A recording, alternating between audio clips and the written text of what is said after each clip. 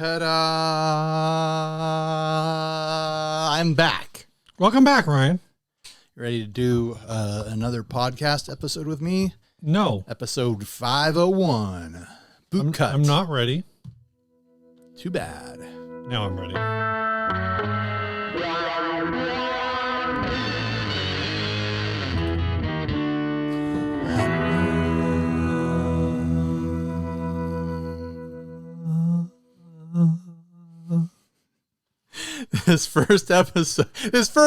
Hi everyone, I'm Ryan. And I'm Steven. This is 60 Cycle Hum, the guitar buying, selling, trading, modding, fixing, breaking, reviewing, playing podcast.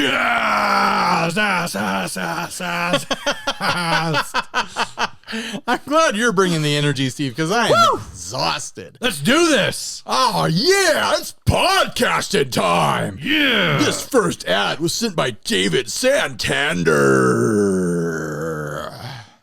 About this listing, this is a parts caster I picked up in a store that never got finished. Consists of a MIM Tele neck, mystery body. I'm Mystery excited. body. Mystery.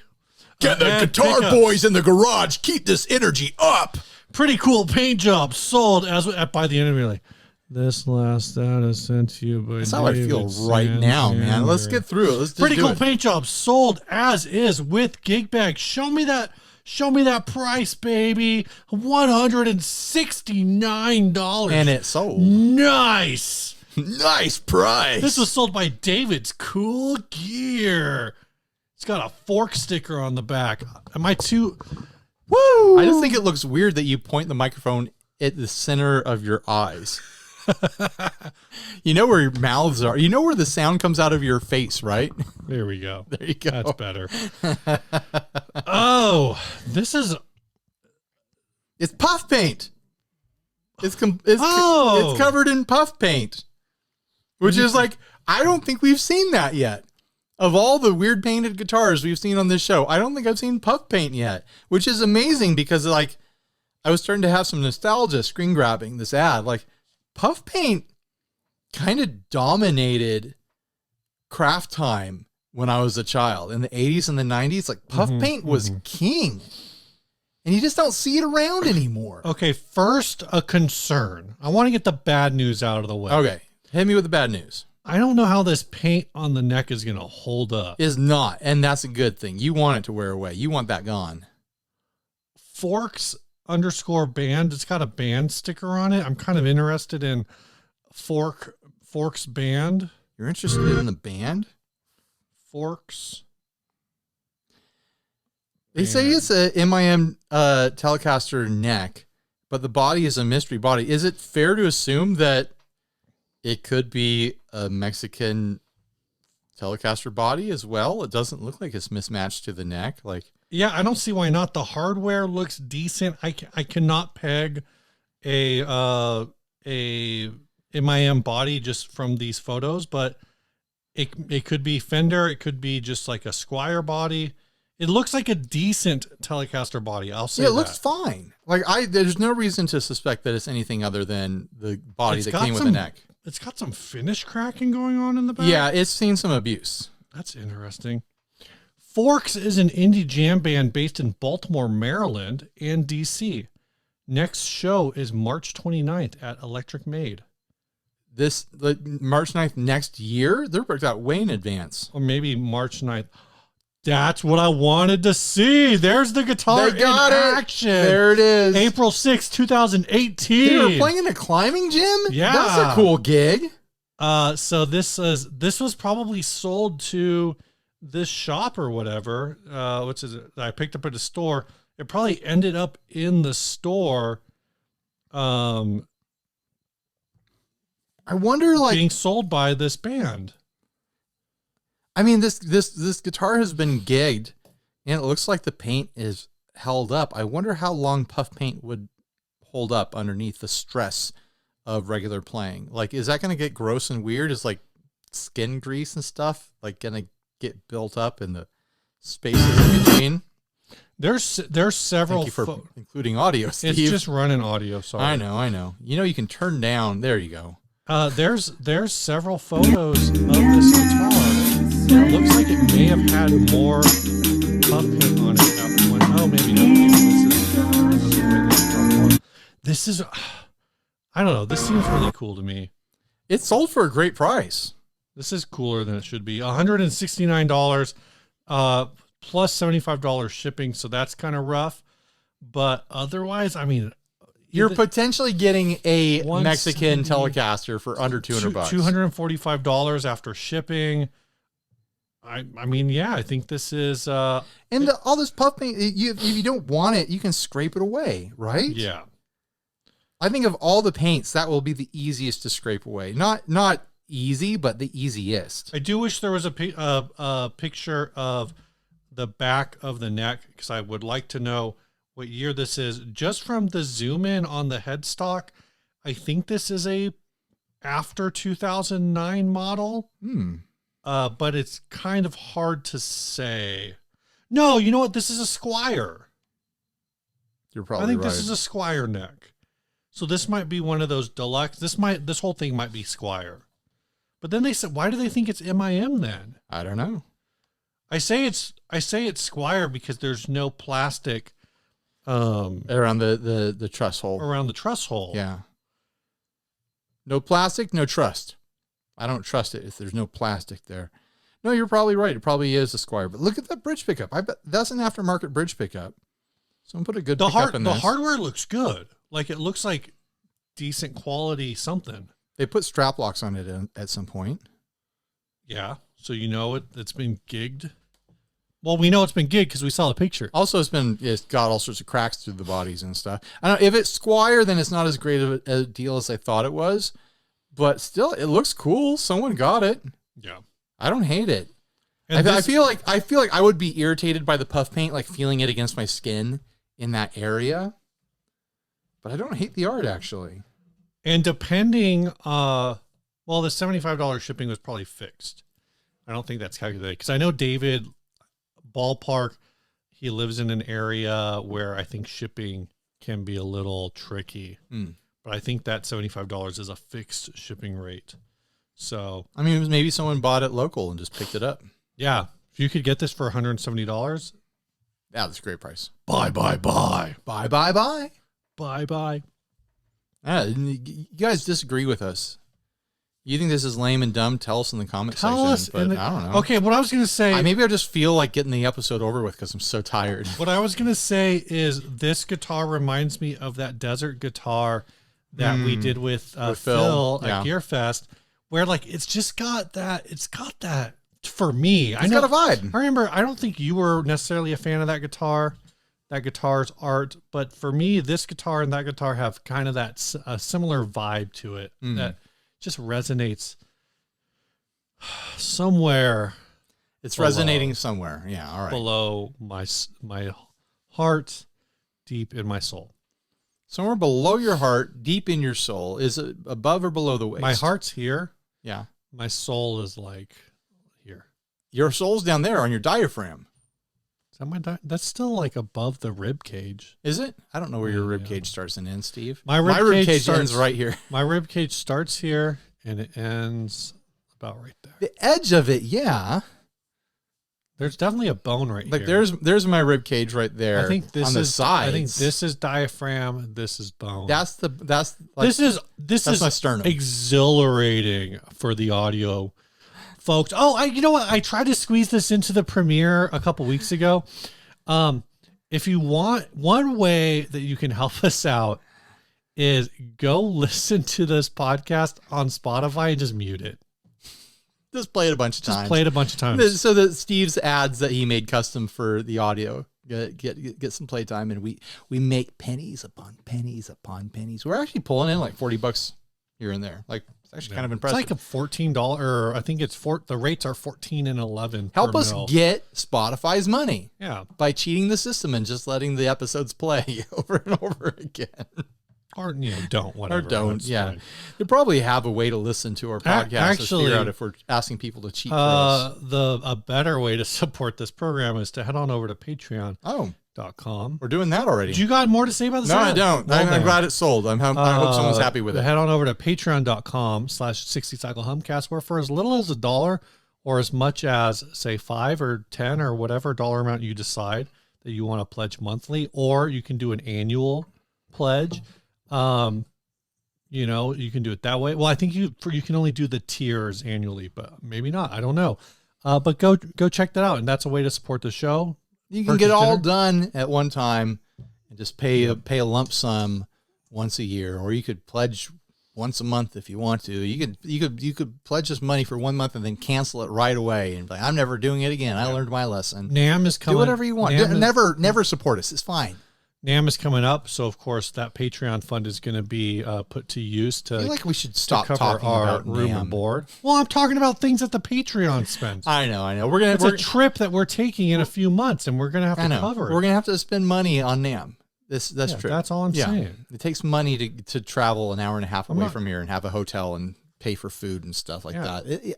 Anaheim is expensive. I hate having to go to Anaheim. It's so expensive. That's it. Just eat and live. That's all I got. Yeah. Go ahead, go do that. Also, go check out Chase Bliss pedals at chasebliss.com. I believe they still make the Warped Vinyl Hi-Fi. It's a good one. You want a chorus? It's a chorus. Yeah, unlike their other pedals, which are accidental choruses, this is designed to be a chorus. Is intended to be chorus. This is one of the older Digital Brain analog heart pedals, and you should go get one. It's a great chorus, and it does things no other chorus pedal does. chasebliss.com.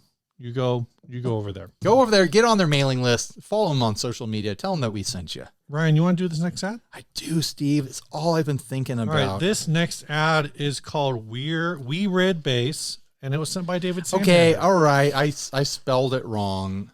This unique 34-inch scale bass guitar is hand-built. The neck is maple on maple, finished with a vintage yellow lacquer. The bridge spacing is fairly narrow in odor to allow the strings to line up properly with the pickups. This is something that is often overlooked by manufacturers, which results in poor sound consistencies. Due to the neck being a standard Fender style, this also allows the player to achieve better string bending results on the outer strings. A slimmer neck would normally lead to these strings accidentally falling off the what? Come on. The lacquered fretboard also eases string bending techniques. The body is made from solid sapele, which has been coated in Danish oil in order to give the wood a smooth sheen. However, on close inspection, you may find one or two slight imperfections. The body depth is 4 centimeters. The 3 passive pickups feature 2 Hofner-style chrome-covered humbuckers and 1 Gretsch-style black humbucker. The controls are simple independent volume dials. However, many different pickup sounds combinations can be achieved from this one bass. A YouTube demo has been made of the actual bass for sale to give you an idea of what it plays and sounds like. Although a little heavy, I find the playability on the bass to be pretty easy. Slim body design and contoured edges make it nice and comfortable to hold, and the intonation is spot on. Bass is not supplied with case, but will be well packaged for safe transportation. Gotta package it. There's no bass case with this bass? Well, and some notes for international buyers. Let's see. What do I think about? Maybe he supplies a bass case on a case-to-case basis.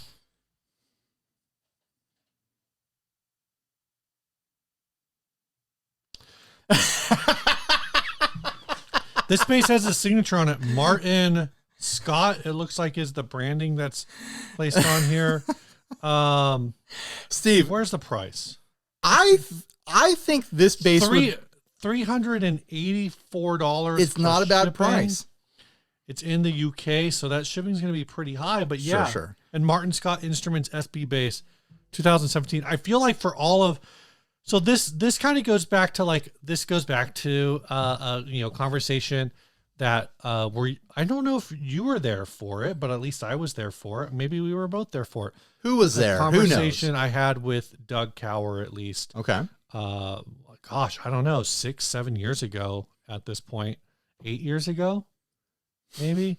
How long is this story going to be? Where the price for all of the work that's described as going into this bass, it started at $830. It's now $384. Right. And I feel like for as much effort and thought that went into it, this should have been like I was expecting it to be $2,000. They spent more than $380 in time writing the ad. Yeah. It looks cool. I could see this hanging on you, Steve. I could see you playing this bass. What do you think? I'd have to learn how to play bass before I could play a bass. Come on, you've been playing bass.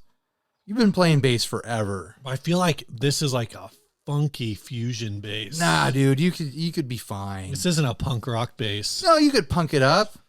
Here's what I want, Steve. What do you want? I want this bass hanging off your neck.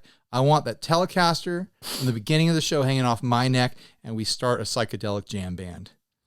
Well, and we do like both instruments are under $500. We're starting a budget psychedelic jam band. They are not shipping to the United States, unfortunately. I know, it's theoretical, Steve. It's a hypothetical. And that other guitar sold. I know. I'm just saying. Do they say what is the neck? The neck's not a Fender. It's just a Fender style, right? Right. It's probably a parts neck. The strings are fairly narrow on that neck, aren't they? No, they're saying it's not. You're saying it's narrow compared to the width of the neck. Yeah. Like the neck is meant for a wider pickup. I know they were matching the string width to those pickups. Right, but I'd have to see like a bass in front of me. So I think so. This is what I think this is what's going on. Is I think this is like a P bass spaced neck, but it's like wanting jazz spacing off the pickups, if that makes sense. But yeah, I don't that's why like I kind of like rolled. Well, first of all, I rolled like my eyes pretty bad when they said, let's go back. I think it was something like this, like, ugh. Yeah, that's how I felt in my soul. Recreation. Because here's the whole thing, right? Like it says like, I put the strings basically here. If you can see at home, like I put the strings here, like inside. It's like, or like there's extra space so you can bend the strings, which I guess like if you're just on the dot, like, and you're wanting. He's talking about bending that G, so you can bend the G down. Oh, let me show you this thing. Yeah, you push up. Also, do bassists spend a ton of time bending strings? I do vibrato, but I don't necessarily like do hard bends. The only time I do hard bends is when I miss the note. Like if I pull up short and I'm like, oh shoot, and I gotta like, then I'll do like a half step bend, but that's it. Yeah. The strings on this are closer to the edge of the fretboard than on this bass that we're looking at here. Yeah. So, it seems weird. It seems like that might make it like, you'd have to adapt your playing a little maybe for it. To me, it looks like a funky homemade bass that was done well. No, it's just, like I said, like that's just like a kind of an odd call out to be like, yeah, totally. I used a Fender style neck. And all they needed to say is that they matched the string spacing to the pickups. Yeah, like that's all they needed to say. I think really, it almost reads like they cut a neck pocket before they got like a neck, before they looked at this dimension and they're like, how do I make it sound like I chose this neck on purpose? When instead what actually happened is they cut a P bass heel and then they realized that they needed to cut a J bass heel. I assume they're different. I'm feeling really gracious today. I'm liking everything that I look at. Like I think this looks cool. The price is like more than reasonable. The price is what makes this more tolerable. But like I said, if they were asking $2,000, then I'd be looking at it with a magnifying glass. Like, well, let's see. Yeah. Let's see. Let's find the fine details. For under $400, it's a fun looking bass. I mean, this little control cavity cover deal here looks like Rubbermaid. Yeah, it looks home done. So that's how I would. And there's certain curves and elements to the cut of the body that I was like, that's not the best. Right. But it's fun. It looks like a totally playable bass to me. I don't hate it. I don't know if I would buy it, but I'm not a bassist. So what would you buy it, Steve? If you saw this, if this is at a garage sale and you saw a tag on it for $300, would you haggle? I think I'd want to know what's up with it. Would you be like, I'll give you $200 and throw in the toaster oven and see what they come back with? Maybe 200 at a garage sale. I think I might be like, you Venmo. I'm the person running the garage sale. No toaster oven, $275. $275. That's more than I paid for my Squier jazz bass, man. I'll throw in Hold on. You got this dehumidifier, but we're missing a part. You got any vinyl? Well, I got vinyl siding. You got any vinyl records? Yeah, plenty right over here. We got let me pick it. We got Streisand. We got Herb Alpert. 275 and 10 for the bass and 10 vinyl. Well, I get to pick the vinyl. I like this game. All right, just make sure there's some guitar vinyl in there. Guitar vinyl. Okay, you got it. No babs. No babs. No babs. All right, we're keeping Barbs. We're gonna keep her. I went. I like that. We should revisit that bit. I went searching for vinyl. I wanted to buy you some garage sale vinyl for your birthday. Oh, Steve! And of course, it didn't happen because I went to like 5 different garage sales, 6 different garage sales. Wow, you really put effort into this. And the only garage sale I went to that had vinyl had like these weird thick vinyls that I don't like. These weird thick records. I think they might have been like 12-inch records. So what is that like? They might have been like, is that like a 78, or they still play at the standard whatever 33? I don't actually know. I just put the things on the thing and I put the needle on there and I play it. So I don't know what they were, but not only were they like oddly thick and small, like smaller than standard, like a standard album, but they were all like the Boston Pops or like interesting, the London Philharmonic, right? Like they were opera records, right?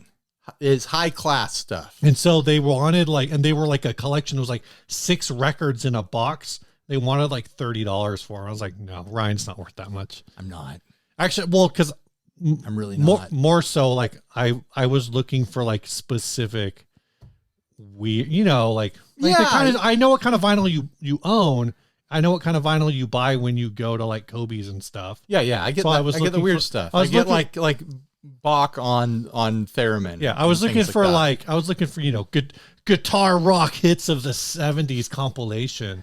And I was really bummed because what got me on this idea is when I first moved up to Menifee, I went to one of these garage sales that had tons of vinyl. That was the only one. And apparently that was the only one. They had freaking like early 60s, like Roy Clark stuff. Ooh. Also still for like $2, $3, whatever.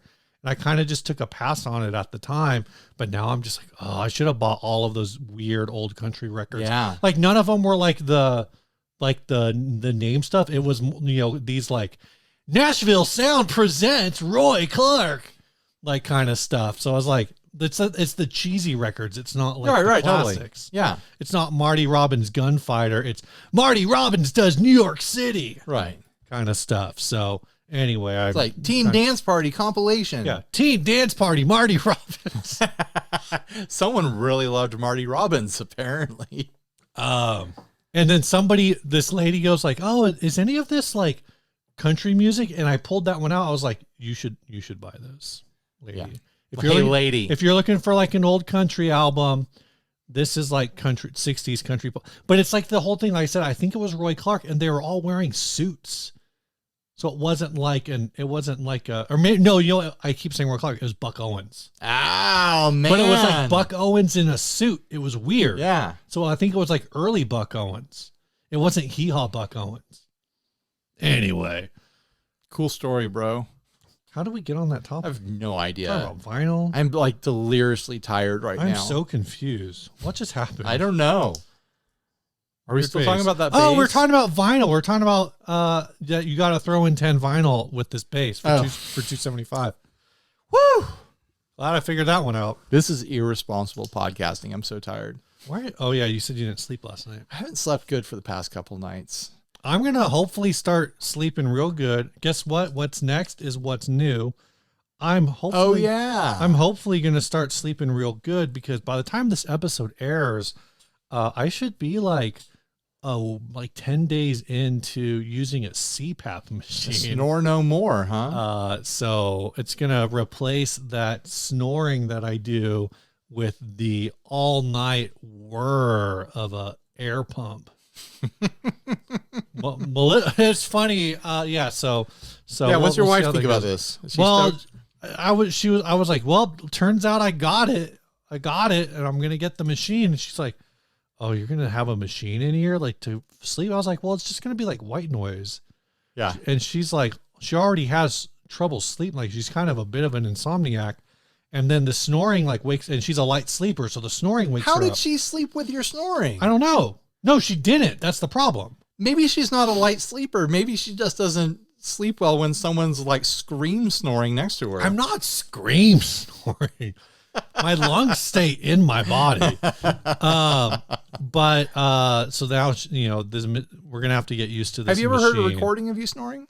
Yeah. She's filmed me snoring. Oh. So she's like, here, I want you to hear what it sounds like when you snore. And then all of a sudden you stop breathing for like 15 seconds and then you start snoring again. I heard you snore. I slept in the same room as you. Fascinating. Fascinating. Interesting. Yeah. Wow. So apparently I stop breathing or I drop into a state of low intensity breathing 41 times an hour. Wow. So that's like once every minute and a half, basically. Sounds like you're going to hook up to the machine. It's going to fix you. You're going to be all better. We'll see. Hopefully. Get that tube on your face. I mean, if I got all this energy right now. Yeah, imagine when you're crap. Well rested. Dude. You're going to be a beast. I'm going to be a monster again. It's what I've been missing for the last 2 or 3 years. I'm going to be back. I'm going to sleep like 5 hours. Hyper sleep. Fully restored. I'm going to wake up at 6 in the morning. I'm going to run 30 miles and then I'm going to walk from Menifee to San Diego. You're going to run to work. I'm going to have. You're going to run to work. I'm going to run 65 miles to work. Yeah. I'm going to sit in the office for 4 hours and I'm going to turn around because in 4 hours, I'll have so much energy. I can do 8 hours of work. Yeah, totally. In 4 hours. Totally. And then I'll run home. Yeah. Good plan, everybody. Anyway, that's what I got new. What do you got new, Ryan? I don't know if I have anything else new. You said you had something new. Well, as of recording this podcast episode, I'm very excited to be receiving my Fender Ventera 2 Bass 6. But by the time this airs, it'll already be here, and I maybe have even published a video about it already. But yeah, I've been excited for this Bass 6 to show up, and I just got the shipping information for today. So yeah, I'm going to have it here in a couple days. I've been wanting to have a Bass 6 forever. They had it in the Ventera line, and I asked for it, and Fender was like, okay, here you go. I didn't get to pick the color. I didn't really want either of the colors. I'll say that. It's metallic red or it's Lake Placid blue. And I already have a bunch of red offset Fenders. I've got the Jaguar and I've got a red Jazzmaster. The Jazzmaster, yeah. And the red one would have matched my Jaguar, which could have been interesting. I'm not a big lover of Lake Placid blue, but that's what I'm getting. That's what's on the invoice. You know, like part of the downside of being a demo guy is you don't always get to pick the finish. Like Fender's just like, we're going to send what we send, you know? You get that. If you don't like it, I'll trade you my Lake Placid blue jazz bass for that one. I think I'm going to like it more than a bass because it's a Bass 6. That's true. It's 2 more than a bass. It's a bass plus 2. I was thinking if I really fall in love with it, there's 2 ideas in my head. Hit me. And this is before I've even received it. So I might totally disagree with these ideas by the time it gets here. Remember that, you probably don't, the Jaguar the guy had when we used to play at Clam of God that was like stripped to bare wood and it didn't have a pick guard? You're right, I don't. What if I stripped it down and rat rodded it? Ooh. Rat rod Bass 6. If I really love the thing, why not? Why not get weird with it? Like strip off the paint, go down to bare wood. I mean, that's at least a video series. Take the pick guard off because the pickups are just, they're screwed into the body. Put a humbucker in the bridge. Get weird with it. Get crazy. The other thought was take it over to Marty Bell and get it refinished just like the Jag Stang. Not the same finish as the Jag Stang, but get a crazy hyper sparkle thing going on. Right. get a fancy refin on it. I like that idea. Most people are going to like that idea, I think. But I do see the value in like the stripping and doing all of that, because you can film when you're stripping. You can put it on OnlyFans. Yeah, you put it on OnlyFans. Yeah. You can film the painting. You can film. You can just B-roll all that stuff. What if I did set up an OnlyFans and it was just like me stripping guitars? I mean, conceptually, like OnlyFans is supposed to be for that kind of content also. Right. Let's not we know it just didn't happen because all the people who are supposed to be there, they just stayed on Patreon. Right. It's like how GoFundMe isn't supposed to be medical insurance.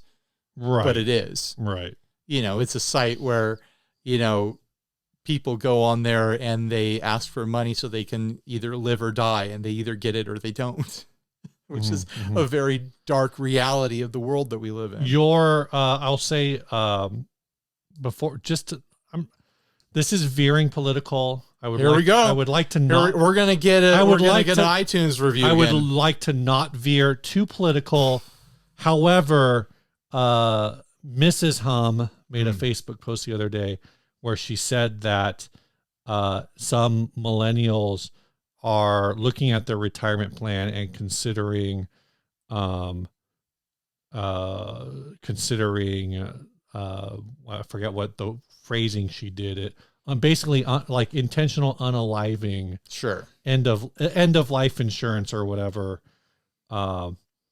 And I know that there's pros and cons, but it's still something that she's all like, there are millennials going with this. There's millennials who are like joking about it. I'm like, I'm not joking about it when I talk. Maybe other millennials are joking about it, but it depends on how dark the future gets. Like if it's me versus zombies on the wasteland, like I'm not going to let them turn me. So, I mean, this is more on I know. Like, do you saddle your family with whatever you had in your retirement account, or do you burn your entire retirement account and then also saddle your family with like $4 million in medical bills that your insurance may or may not cover? Right. That's this real deal stuff. Like, back to the guitar thing. Jeez, Steve. I just want to say, I meant to say this last week. This is the Tonemaster. 2 weeks ago. This is 2 weeks ago on episode 499. Steve's got a controversial hot take about the Tonemaster Pro. This just came out, right? Like a month ago now. And there's been a lot of conversation about, is this thing going to be robust enough to make it in the real world? And people saying that I heard on the internet that the top is made out of plastic. That sure don't sound like no freaking plastic to me. I think it's metal all the way around. It's cold as hell, and it's hot in this room. It's got to be like 80 degrees in this room. And this thing, this is colder than my freaking pillow. I could take a nap on this. Cold pillows. I got one of those cold memory foam pillows, and this top is like, this is some Uptown Funk. It's ice cold. I had one of those early memory foam pillows where just overheat. No, in the winter when it get cold, it would turn hard as rock. Oh, okay. And you'd have to warm it up to get it soft. I mean, is this screen? Is it? I would assume it's glass. So I think it's glass. It might be a plastic screen. When people say this isn't going to hold up over time, I don't know. It feels like a really robust unit to me. I've thrown this off of 3 buildings already. That's not true. That's a lie. Someone when these things launched, let's make this the topic. Like, people complaining about the Tonemaster when it launched, before any of these people had their hands on it, all they're doing is watching YouTube videos on their phones while they sit on the toilet, and they're making these... Oh, even before the YouTube videos came out, because it was just... sweeping judgments against it. It's a modeler. It's a modeling floorboard. I'm going to tell you right now, honestly, from me, from my heart and from my mind, it's fine. It's not changing the world. I'm not ever gonna say like this is so much better than anything else. It's Fender's modeler. It sounds good. I like the functionality of it. It's not like there's people out there who act when this came out who acted like, oh, it's awful. Here's all the things that are awful. How dare they? Why would they even try? And like coming up with all these criticisms without ever having held it, without ever like making their own preset in a store or something like that to see what it can actually sound like. It's one of those devices. This is a type of class of device where the way it sounds has a lot to do with the skill of the person using it. Sure. So if you watched videos and you didn't like the sound, it's because the person using it didn't know how to make sounds that you like. All these different products, whether it be a Helix or, a Fractal or whatever, it comes down to you making the sounds that you want because you can build pretty much any sound you want in these things. Yeah. I mean, I have an HX Stomp, right? Yeah. Correct. I hate every preset. Oh, the presets are always awful. They're and always everything. weird. Yeah. So I think there are some things that I think are valid criticisms. Okay. Maybe I'll start with this functionality compared to the Helix. The Helix has expression pedal built into it. This doesn't. If you want an expression pedal built in, that's a valid criticism. I think potentially, and we will see. So I'll put this in if you had a pro and cons list, this would be like in the middle is unit power. Fender claims that this is like a best in class processor, whatever the hell that means. I have no idea. I don't have any way of judging that. Right. So, but what we know is that the Helix originally came out like 6 or 7 years ago, I think. Right. So presumably this potentially could have like better hardware inside of it. You would hope so, right? By now. I built a pretty involved patch with this and I didn't hit the limit. Where in my HX Stomp, I can hit the limit pretty quick. But the Stomp's $600. Right. So, I think it's $699. Yeah. So that's like, I would say that's in the middle. A con, and I do agree that Fender probably should have gotten ahead of this. Is I think the number. Well, so I've heard it both ways because I've heard like, oh, there's only 100 amps. Something like that. Like there's only 100 amps or there's only 100 amps and effects combined. And that's actually a small number compared to most other modelers. But I also heard there's like 6,000 IRs. I haven't gotten into the IRs yet. There's an IR loader. I don't do any of that. So I haven't looked at it. People who are big into IRs can figure that stuff out. I'm a little mixed on the criticism. No, I think it's a legitimate criticism. I think this is a legit oversight, but I also like to joke about it is that there's somebody said today, like, I can't believe they didn't put any bass amps. And I said, hold on. I looked at the manual or I looked at the amp list. And I said, what the hell are you talking about? The very first amp on the list is a 59 Bassman. It's a Bassman. It's got bass in the name. The classic bass amp that was designed for bass, but then guitarists adopted it. No basses ever used it. Now, of course, people have said like, well, the two studio preamps are perfect for bass, but of course, like everyone's looking for Ampeg clones or whatever. That was my criticism in my initial demo video is that it's missing bass amps. It should have a full acoustic suite of various different things for acoustics. Yeah. It should have a full vocal suite because you can plug a microphone into it. So things like that, are no-brainers. I think those are no-brainer oversights. You have a whole video dedicated to this, so sure. So please let me talk. Ryan. Okay, all right. It's your turn, Steve. It's your turn to talk about the thing that you've never actually used. I've never actually used. I have not watched a video on it either. But I've been thinking a lot about the logistics of the launch.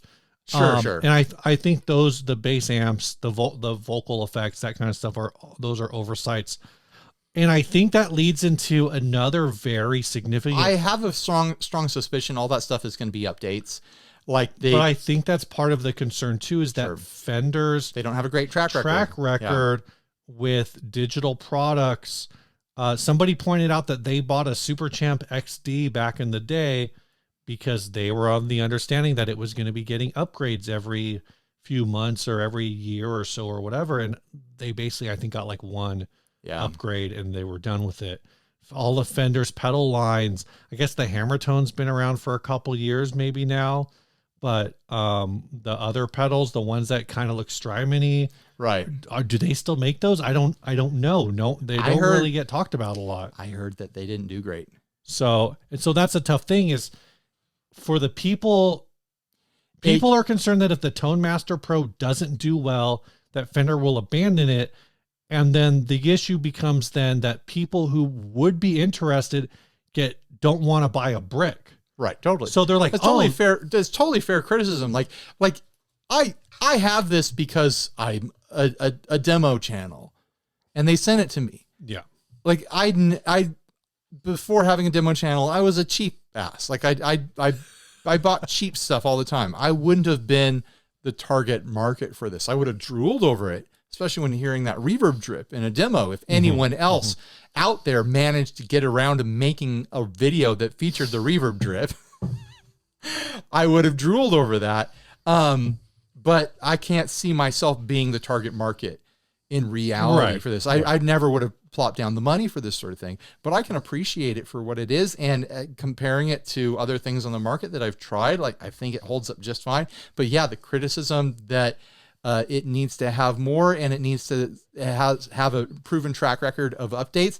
I think we're not going to see this come into maturity as a well-accepted platform until we see like 2-3 years of solid updates. Yeah, like if we see a lot of catching up and meeting the market where the demands are, as far as upgrades are over the next 2 to 3 years, I don't see any reason why this wouldn't be a normal platform that you see people using all the time. Like it's got all the functionality. It's got the audio quality of other stuff that I've used. It surpasses the audio quality of other things that I've used. Like I think it's a really solid system, but yeah, the update criticism is fully valid. I want to point out something that I do like about it, and I didn't mention in the video.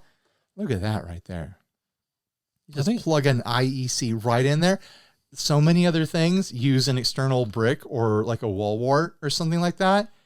No, it uses the same cable that you use for amps or for pedal boards or for all sorts of other things. Like I didn't touch on that in the demo, and it's just a small detail that I'm actually really thankful for. I mean, the Helix has that too. Does it? Yeah. The HX Stomp uses an external brick. Yeah. And it's annoying. For the HX Stomp, I bought the 2 adapters needed to turn a godlike Powerall, I think. Basically one of those like 2 amp wall warts, like what's the True Tone one called? One Spot. The One Spot, yeah. To turn that into a power supply, because the little laptop thing that comes with the Helix Stomp it's too short. Yeah. And it's big and bulky. I've actually not had trouble running it off of just a normal power supply. You just have to get the adapter barrel. You use the Y with the adapter? No, you don't need a Y. Oh, you just run it straight off of like a... Yeah, it doesn't need the Y. Do you have like a... What power? One of these guys? I don't know if I run off of one of those, but there's no reason a One Spot wouldn't power it up. One Spot. But that's what I'm saying. That's why I use it as tons a of juice. Spot. But then you use the Y connector? No, I use the... I don't have a straight Line 6 barrel. Oh, okay. Well, so the Line 6 barrel adapter, it just powers off of your Line 6 barrel adapter for you? Yeah. Interesting. I run the HX Stomp off a USB battery. Whoa. It doesn't take as much power as it's listed as needing. Because what I'm using is, I'm actually using 2 connectors. This is way off subject. I'm using a polarity reverse connector and then the Line 6 connector. Right. Because the Line 6 connector has polarity reverse built into it. And what I had read is that the HX Stomp is normal polarity, but the Line 6 adapter is flipped polarity. So you have to flip the polarity and then flip it back. You have to flip it and then flip it back. Yeah, but maybe you have a different connector than I have. So I don't know, man. I've used a couple different connectors. Everything just works fine. It's the HX Stomp, like honest, like I'm holding this, and you know, Fender paid me recently to do a demo. Line 6 has also paid me to do demos. I'll say the HX Stomp is a really solid, affordable system. Yeah. But like I'm excited about this as well. And out of the box, this has a fantastic reverb, and I really like the amp sounds in it. So there you go. Here's the clickbait title: The truth about the Tonemaster Pro. Finally, you're getting it. It's fine. That's the truth. It's fine. Everyone who had these huge criticisms, they didn't have their hands on it, and they made shit up because that's the internet. I think that title's might be pushing it for a podcast episode title. Whatever. I'll find a way to shorten it. Tonemastertruth.com. Oh, that's a good title. I like that title. You know what? Because we went straight from new into the topic, we did not do the sponsor spot for String Joy. Got a box of signatures here. Ryan's got that box. Two boxes of the Orbiters.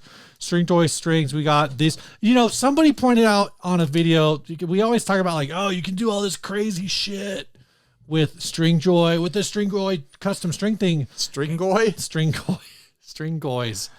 Goys and girls. This with the String Joy custom string custom builder pack builder. Now I'm getting tired. And somebody pointed out that I don't know if it was the main purpose of String Joy out of the gate, but one of the big advantages is that also allows you to build balanced tension strings at like multiple gauges. Right. So that's a thing a lot. If you're looking for a good source for balanced tension strings, String Joy could be a really good source for that. Top shelf episode. It's been a good episode. Best we've ever done. I'm not going to say it's the best we've ever done. It deserves an award, a trophy. So use the link below to head on over to String Joy, and when you check, if you buy anything there, use code HUM at checkout for 10% off. Yeah. Whew. And it's an affiliate link, so we get a little cut of that as well, so you help us out. And you're going to buy strings anyways, right? You need strings. You're watching a guitar podcast.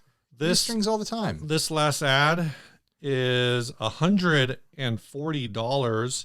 It's in Ammoon Wild. This is also from Martin Scott Instruments. This was sent to us by Dave Santander. This was sent by Dave Santander. Things are like... I know there's some good ads this episode. I don't know who's going to win it yet, but Dave Santander is in the running. Let's get through this. This Wild thing has been modified. I added some slime green pickups just to make it look a little more outrageous. The tone knob has been rewired, so it now acts as a spin-a-split dial for the quad rail bridge humbucker. This allows you to fade out some of the aggression so you get more of a single coil tone. You got to fade out. Okay, if it's 4 coils... Like if you fade out a quarter of the aggression, you've now got a triple bucker. And then if you fade out a little bit more, you've got a regular humbucker. You got to fade out 75% of the aggression to make it a single coil. Far more useful than a standard tone pop. The guitar itself plays quite nicely. The neck is very smooth and delightful to run your hand along. Condition is immaculate. The scratch plate protective covering is still intact. This is a not quite Les Paul shape. Yeah, yeah. So the quad rail is a double hot rail. P90. This does look good. We've got all affordable guitars this episode. $140.83 plus shipping. It doesn't say how much the shipping would be because it would have to figure out. It would have to figure out where I was. Yeah, the matching green pickups on this yellow body with the black pick guard. Like Ammoon should just sell it this way. This is sharp looking. It's exciting looking. This is what people should be doing with their cheap budget Amazon guitars, is like doing fun aesthetic projects with it.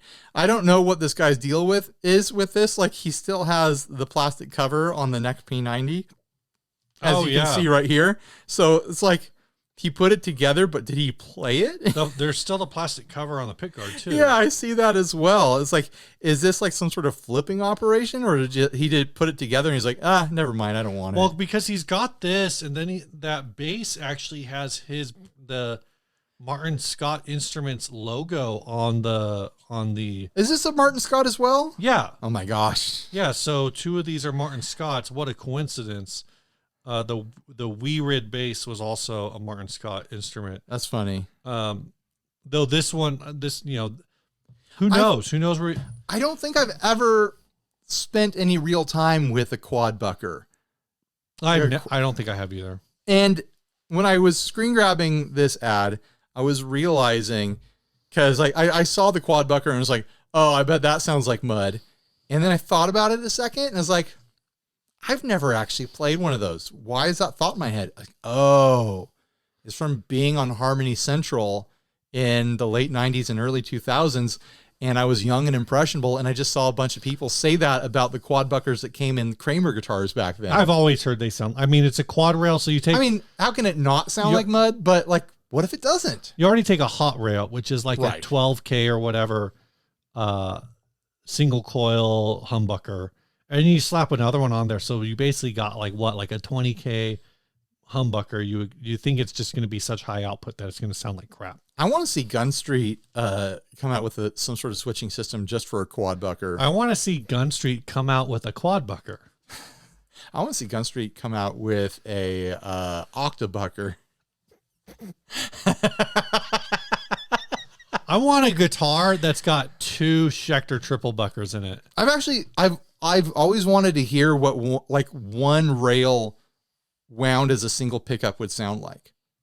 Like it has to sound like really bright and focused, like a mega single coil, like right? intentionally, because I think you can intentionally. I know you can take a split mini a hot bucker rail. and you can split it. You can coil split it. No, I want to see and hear a pickup that is just a single coil that is built around a hot rail bobbin, a single hot rail bobbin to make a single coil. Right. Because so not just a single coil sized rail. No, pickup, it's a half sized rail. single coil.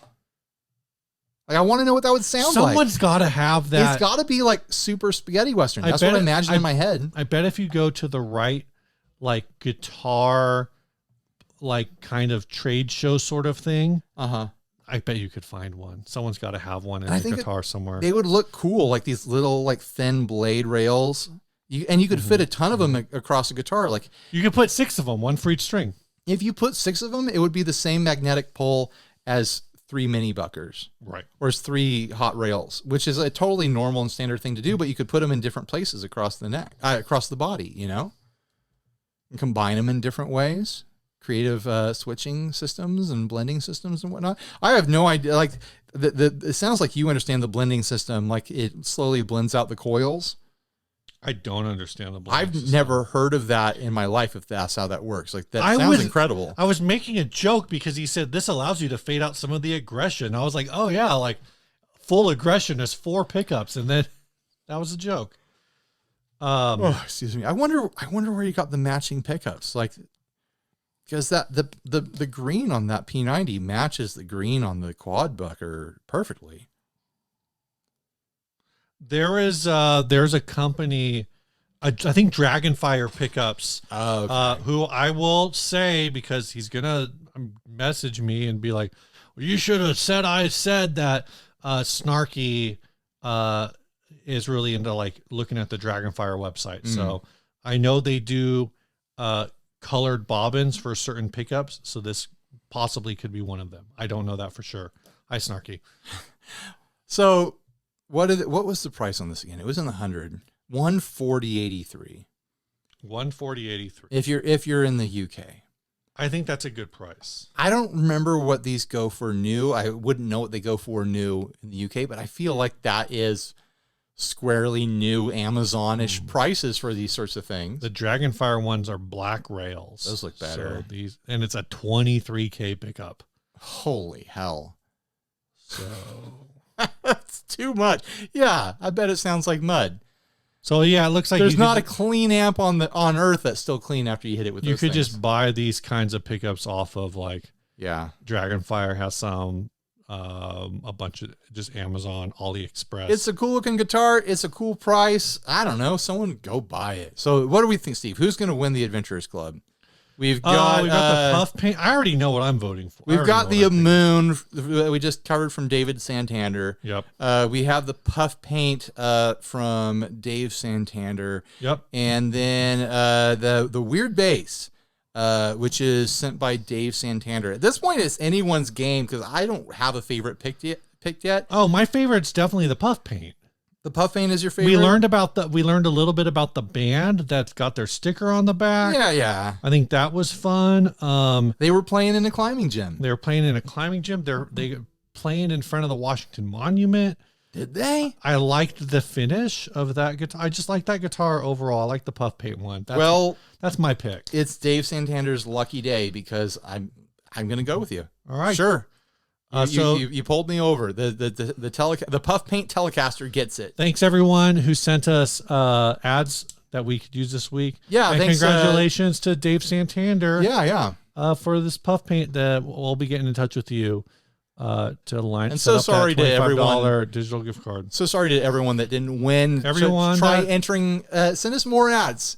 Thanks. You can send as many ads as you want. If you didn't win this episode, you might win in a future episode. Yeah. Thanks to everyone not named Dave Santander who was also in the running. Did you guys notice that we did 3 ads from Dave Santander? Don't pull back the curtain. Oh, all right. The curtain was secure. This week's song. I pulled it back. This week's song was sent by Kevin Esko. I mean, when you send good ads, we're going to show the good ads. Yeah. And the song is called Another Time. Guitar and vocal by Kevin Esko. Drums by Jeff Jukes. Thanks, Kevin. Thank you, Kevin. No, that was an email. Oh, okay. It said thanks. Signed, Kevin. I thought you were saying thank you, Kevin. Am I going to have to run inside again? That's what I had to do to get an ad earlier.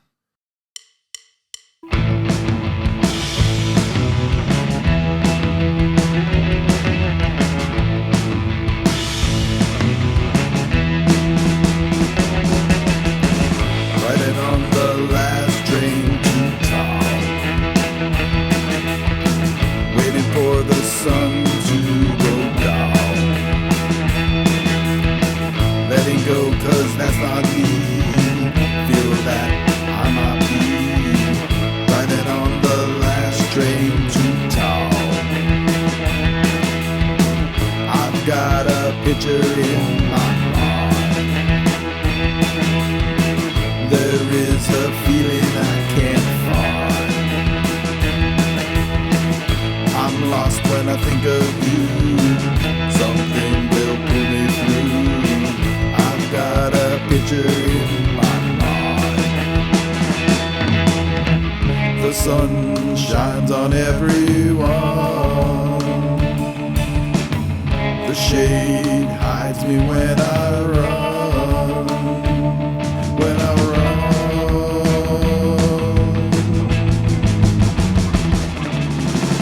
My blue guitar, my whammy bar, my amp is dying.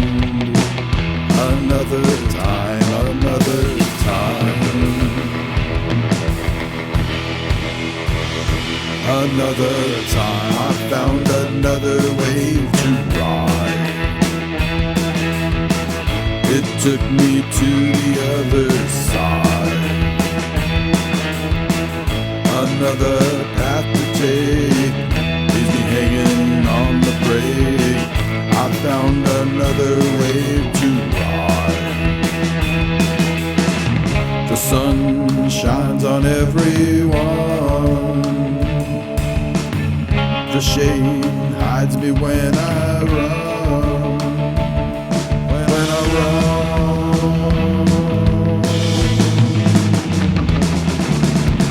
My blue guitar, my whammy bar, my amp is dying. Another time, another time. Another time.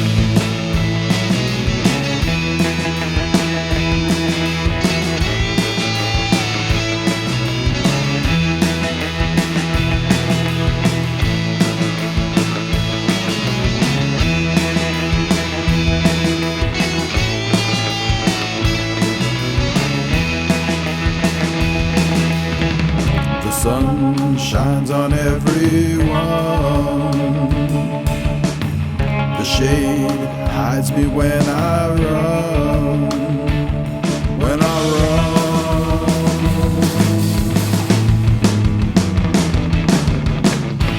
blue guitar, my whammy bar, my amp is dying. Another time, another time, another time.